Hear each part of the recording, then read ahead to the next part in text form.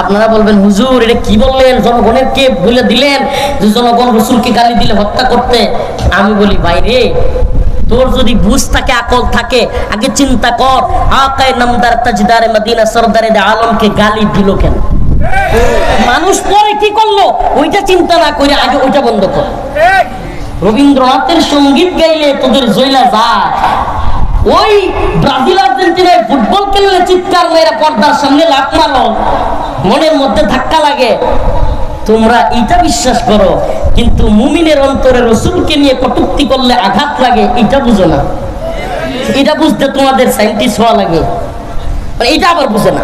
রবীন্দ্রনাথের সঙ্গীত গাইলে হিরো তাদের কলিজায় লাগে, তাদের দল ফুটবল খেলায় খ্রিস্টান ইহুদিরা গোল খায়া ফেললে কলিজায় আঘাত লাগে, আত্মহত্যা পর্যন্ত করে ভণ্ডগুলো। কিন্তু যখন আমার রসুলকে গালি দেয় তাদের অন্তরে লাগে না, আর যাদের অন্তরে লাগে এটা তাদের বুঝে আসে না। এর চাইতে বড় ভণ্ডামি আর শয়তানি আর কিছু আছে? বলেন আছে?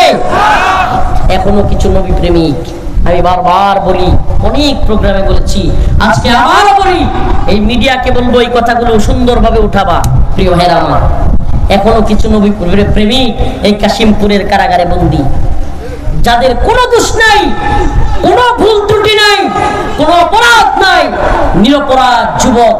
2013 সালে ওই যে শাপলা চত্বর যেই কারণে রচিত হয়েছিল, ব্লগার রাজীব, অভিজিৎ রায়, ফয়সাল আরিফিন দীপন, ওয়াশিকুর রহমান বাবু, জুলহাস মান্নান, তনয় মাহবুব, আরো যতগুলো নাস্তিক শাতেম আল্লাহ রসুলকে গালি দিয়েছিল, কটূক্তি করেছিল, তাদের বিরুদ্ধে লেখালেখি করবার কারণে, তাদের বিরুদ্ধে দাঁড়াবার কারণে আমার কিছু ভাইয়েরা আজও কারাগারে বন্দী। ওয়াল্লাহি কি করে বলবো ভাই, এরা যেন এক একটা জান্নাতি যুবক। এদের সাথে কোর্টে গিয়েছি, আদালতে হাজিরা দিয়েছি, বিভিন্ন সময় দেখা হয়েছে, এক একটা যুবকের 2টা 3টা করে ফাঁসি লেগে আছে।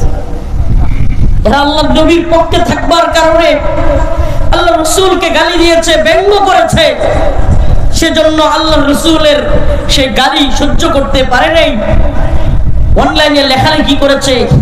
ওই শাতেম, ব্লগার রাজীব, অভিজিৎ রায়, ফয়সাল আরিফিন দীপনদের বিরুদ্ধে দাঁড়িয়েছে।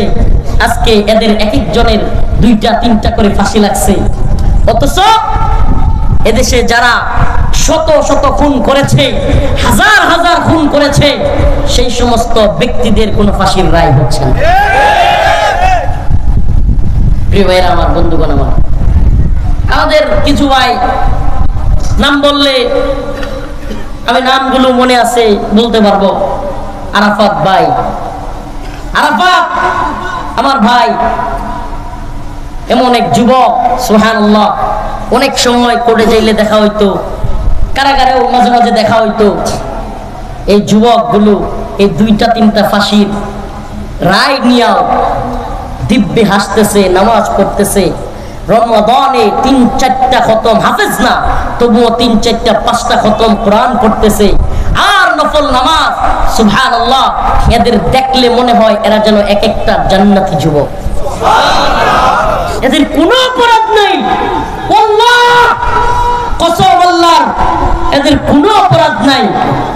এই নির্দোষ মানুষগুলো দীর্ঘ 1 যুগ ধরে এই যুবকগুলো কারাগারে পড়ে আছে, সন্তান, বিবি, মা, বাবা সবাইকে ছেড়ে। এদের একমাত্র দোষ, এরা আল্লাহর রসুলকে গালি দেওয়া সহ্য করতে পারে নাই, আল্লাহর রসুলকে ব্যঙ্গ করা সহ্য করতে পারে নাই। তারা ওই সমস্ত শাতেমদের বিরুদ্ধে, নবী সাল্লাল্লাহু আলাইহি সাল্লামকে যারা গালি দিয়েছে তাদের বিরুদ্ধে লেখালেখি করেছে, তাদের বিরুদ্ধে বক্তব্য দিয়েছে, কথা বলেছে, এই তাদের অপরাধ। আমি এই মিডিয়ার মাধ্যমে দায়িত্বশীলদেরকে বলি, দ্রুত আমাদের এই ভাইদেরকে মুক্তির ব্যবস্থা করেন। যদি উলামায়ে কেরামকে বলি, যদি আল্লাহ রসুলের হাউজে কাউসারের পানি পান করতে চান, এই আশিকের নবীদেরকে মুক্তি করবার চেষ্টা করেন। আমরা দুর্বল, কিন্তু একটা কথা মনে রাখবেন, আল্লাহর কসম করে বলি, যারা মনে করতেছেন ফয়সাল আরিফিন দীপন, অভিজিৎ রায় কিংবা ব্লগার রাজীব হত্যার আমাদের এই ভাইদেরকে ফাঁসির রায় দিয়া তাদেরকে ফাঁসির দড়িতে ঝুলাবেন। ওয়াল্লাহি ওয়াল্লাহি কসম সে আল্লাহর, যদি রফিকুল ইসলাম মাদানী জীবিত থাকে একটাও আমার নবী প্রেমিক ভাইদেরকে ফাঁসির কাস্টে ঝুলাইতে পারবেন না। কাশিমপুর কারাগার ঘেরাও করা হবে, ঘেরাও করা হবে, ঘেরাও করা হবে ইনশাআল্লাহ।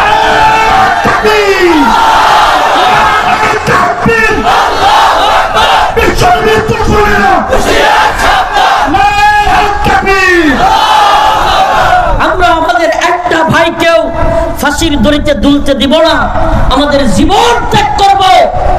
আমরা উলামায়ে কেরামের দিকে তাকিয়ে আছি, উম্মার রাহবারদের দিকে তাকিয়ে আছি। আস্তে আস্তে অনেকে মুক্তি পাচ্ছেন।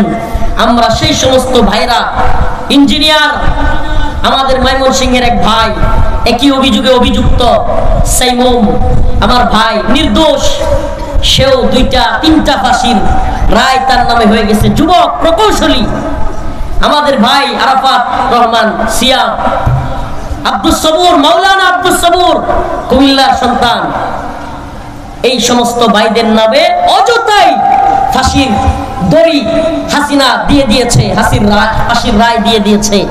একটা কথা বলি, আল্লাহ যদি আমাকে বাঁচায় রাখে, শহীদ না হয়ে যায় কিংবা বন্দী না হয়ে যায়, এই কোনো একটা ভাইয়ের ফাঁসির যদি দিনক্ষণ ঠিক করে, ইনশাআল্লাহ আমি ঘোষণা করলাম, এই কাশিমপুর জনমবাসী, ও প্রিয় নবী প্রেমিক ভাইরা, আমি রফিকুল ইসলাম মাদানী কোনো দল দরকার হবে না, কোনো নেতার দরকার হবে না, কাশিমপুর কারাগার আমি ইনশাআল্লাহ ঘেরাও করব। আমি ঘোষণা করলাম, আমার নবী প্রেমিক ভাইদেরকে যদি মুক্ত না করা হয়, জামিন না দেওয়া হয়, কোন আমেরিকার কথায়, ভারতের কথায়, কোন দাজ্জালি সরকার, কোন জালিম সরকার যদি দুঃসাহস করে, ইনশাআল্লাহ আমরা সেই দিন আর চুপ থাকবো না, বসে থাকবো না। এটা শুধু কথার কথা নয়, ইনশাআল্লাহ সেটা প্রমাণ করেই ছাড়বো ইনশাআল্লাহ। আর যদি এই ভাইদের আগে আমরা শহীদ হয়ে যায়, আলহামদুলিল্লাহ, শাহাদাতের অমীয় সুদা আমরা পান করি, ইনশাআল্লাহ পরবর্তী প্রজন্মের কাছে আমাদের আবদার থাকবে, এই ভূখণ্ডে যেন একটা নবী প্রেমিকেরও ফাঁসি না হয়। রাজি আছেন তো ইনশাআল্লাহ? নবী প্রেমিকদের জন্য প্রয়োজনে আমরা জীবন দিব, তবু নবী প্রেমিকদের ফাঁসি হইতে দিব দিব। আল্লাহ এক, অদ্বিতীয় কেউ নাই। কুল হুয়াল্লাহু আহাদ, তিনি এক, অদ্বিতীয় কেউ নাই। আল্লাহু সামাদ, তিনি অমুখাপেক্ষী। সামাদ বলা হয় এমন কাউকে যার কাছে অনুরোধ করা যায়, যিনি সব কিছু পারেন। সামাদ হলো এমন এক সত্তা, যিনি কারো কাছে কোনো দিকে তাকাইতে হয় না, কারো কাছে কিছু চাইতে হয় না, যার কিছু করতে হলে ইচ্ছা করলেই তিনি করতে পারেন, তিনি হলেন সামাদ। আর আল্লাহ ছাড়া কেউ সামাদ নন, আমরা সেই সামাদের উপর বিশ্বাসী। লাম ইয়ালিদ ওয়া লাম ইউলাদ, তিনি কাউকে জন্ম দেন নাই, কারো ঘর থেকে জন্ম নেন নাই। অতএব ঈসা ইবনে মারইয়াম আল্লাহর সন্তান নন, আল্লাহ জন্ম দেন নাই। উযাইর আলাইহিস সালাম তিনিও আল্লাহর সন্তান নন, আল্লাহ জন্ম দেন নাই। আল্লাহ পাক কাউকে জন্ম দেন নাই, কারো কাছ থেকে জন্ম নেন নাই। কেন? যদি তিনি জন্ম দিতেন তাহলে তারপরে সেই লোকও স্রষ্টা দাবি করত। আল্লাহ আমাদের মতো করে সংসার কিংবা আমাদের মতো জন্ম দেওয়া তার সিফাত নয়। আল্লাহ পাক সামির, আল্লাহ পাক বাসির, আল্লাহ পাক আলিম, আল্লাহর যতগুলো গুণ আছে সেগুলোকে বলা হয় তাওহীদ আল আসমাই ওয়াস সিফাত। আমরা আল্লাহর গুণ, সকল গুণাবলীতে বিশ্বাসী। আল্লাহর গুণে অন্য কাউকে গুণান্বিত করায় বিশ্বাসী নই। আমরা আল্লাহর গুণগুলো আল্লাহর সাথেই জড়িত, এই কথায় বিশ্বাসী। আমরা বিশ্বাস করি ইবাদত একমাত্র কার? আল্লাহ। আমরা বিশ্বাস করি সৃষ্টিকর্তা একমাত্র কে? আল্লাহ। প্রিয় ভাইরা আমার, আবারও আমি সংক্ষিপ্তভাবে আমার আলোচনা একবারে শুরু থেকে শেষ করছি। সূরাতুল ইখলাসের আলোচনা। সূরা ইখলাস ফজিলতপূর্ণ এক সূরা। একবার তিলাওয়াত করলে কোরআনের 1/3 পড়ার সওয়াব, 3 বার তিলাওয়াত করলে পুরা কোরআন খতমের সওয়াব। এই কোরআনের সূরা ইখলাস যে বেশি বেশি পড়বে, আল্লাহ তাকে ভালোবাসবেন। সুবহানাল্লাহ। আর এই সূরা আমাদেরকে শিক্ষা দেয় আল্লাহ ছাড়া কারো ইবাদত করা যাবে না, উলুহিয়াতের ক্ষেত্রে, রুবুবিয়্যতের ক্ষেত্রে, তাওহীদ আল আসমাই ওয়াস সিফাতের ক্ষেত্রে, তাওহীদ আল হাকিমিয়ার ক্ষেত্রে, সকল তাওহীদের ক্ষেত্রে একমাত্র মানতে হবে কাকে? হাকিমিয়ত। ওমান লাম ইয়াহকুম বিমা আনজালাল্লাহ ফাউলাইকা হুমুল কাফিরুন ওমান লাম ইয়াহকুম বিমা আনজালাল্লাহ ফাউলাইকা হুমুল ফাসিকুন ওমান লাম ইয়াহকুম বিমা আনজালাল্লাহ ফাউলাইকা হুমুজ জালিমুন। আল্লাহর হুকুম বাদ দিয়া যদি কেউ বিচার করে, আল্লাহর কোরআন বাদ দিয়া কেউ যদি ফয়সালা করে, তাকে যারা মানবে এবং যারা সেই বিচার করবে তারা ফাসিক, তারা জালেম, তারা কাফের। অতএব আল্লাহর হুকুম বাদ দিয়ে কোনো বিচার হইতে পারে না। বিচার হবে আল্লাহর আইনে, ইবাদত হবে আল্লাহকেই, সৃষ্টিকর্তাও মানতে হবে আল্লাহকে। তাহলেই আমি ঈমানদার। তাহলে আমি কি নাকি শুধু একটা মানবো আর একটা মানবো না তাইলে ঈমানদার? কথা বুঝতেছেন? আফাতুমিনুনা বিবাদিল কিতাব ওয়া তাকফুরুনা বিবাদ ফামা জাযাউ মান ইয়াফআলু যালিকা মিনকুম ইল্লা খিজিয়ুন ফিল হায়াতিদ দুনিয়া ওয়া ইয়াউমাল কিয়ামাতি ইউরাদ্দুনা ইলা আশাদ্দিল আযাব। যদি কেউ এই কোরআনের কিছু অংশ মানে, আফাতুমিনুনা বিবাদিল কিতাব, তোমরা কি এই কিতাবের কিছু অংশের উপর ঈমান আনলা, ওয়া তাকফুরুনা বিবাদ, আর কিছু অংশকে অস্বীকার করলা? আল্লাহ বলেন যদি তোমরা এমন করো, ফামা জাযাউ মান ইয়াফআলু যালিকা মিনকুম ইল্লা খিজিয়ুন ফিল হায়াতিদ দুনিয়া, যারা এরকম করবে তাদের জন্য এই দুনিয়া লাঞ্ছিত জিন্দেগি। তাদের জন্য কি? অর্ধেক যারা ঈমান আনে আর অর্ধেক কি করে? মুনাফিকি। অর্ধেক ঈমানদার, অর্ধেক মুনাফিকি। কি? আল্লাহ সৃষ্টিকর্তা মানে, আল্লাহ পালনকর্তা মানে, হজের ক্ষেত্রে আল্লাহ মানে, নামাজের ক্ষেত্রে আল্লাহ মানে, যাকাতের ক্ষেত্রে আল্লাহ মানে, কুরবানির ক্ষেত্রে আল্লাহরে মানে, কিন্তু যখনই বলা হয় জিহাদ ফরজ, নাউজুবিল্লাহ, তখন কয় জঙ্গিবাদী, মৌলবাদী। তাইলে কি আল্লাহরে মানলো? বলেন আল্লাহরে মানলো? যখন বলা হয় বালেগা হওয়ার পরেই কোন মুসলিম মেয়েকে বিয়ে দেওয়া যায়, তখন এরা বলে বাল্য বিবাহ। এরা কি আল্লাহরে মানলো? আল্লাহরে মানলো? ইসলামে বাল্য বিবাহ বলতে কোনো শব্দ নাই। এগুলো এই তাগুতি সিস্টেমের বানানো। কোন ছেলে কোন মেয়ে বালেগা হওয়ার পরে ইসলামে বিবাহ দেওয়া যাবে, বয়সের সাথে বিবাহের কোনো সম্পর্ক নাই। বয়সের সাথে বিবাহের কি নাই? অথচ আল্লাহর বিরুদ্ধে আইন কইরা, বাল্য বিবাহের নাম কইরা জিনাহের কাজ সহজ করতেছে, পতিতালয়ের নাম কইরা জিনাকে সহজ করতেছে, বিবাহের পথকে কঠিন করতেছে।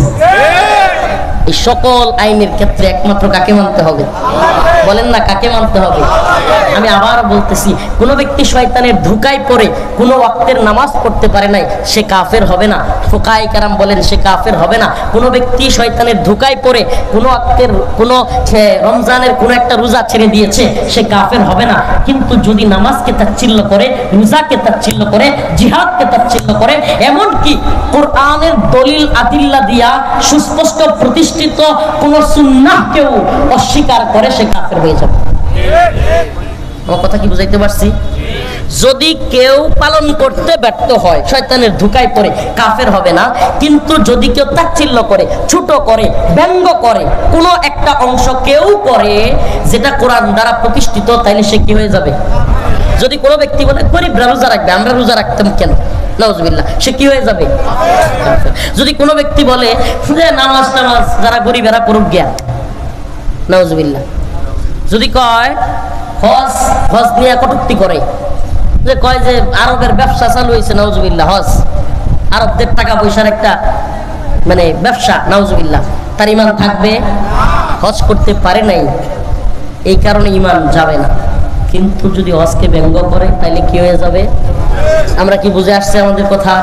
আল্লাহ তাআলা আমাদের বুঝার এবং আমল করার তৌফিক দান করুক। বলেন আমিন। আরো জোরে বলেন আমিন। আজকে থেকে নিয়ত করেন, আজকে থেকে নিয়ত করেন যে আমি তাওহীদের পক্ষে থাকবো ইনশাআল্লাহ। আমি কিসের পক্ষে? আমি ততক্ষণ পর্যন্ত আমার ভাইকে মানি যদি সে আমার আল্লাহকে মানে।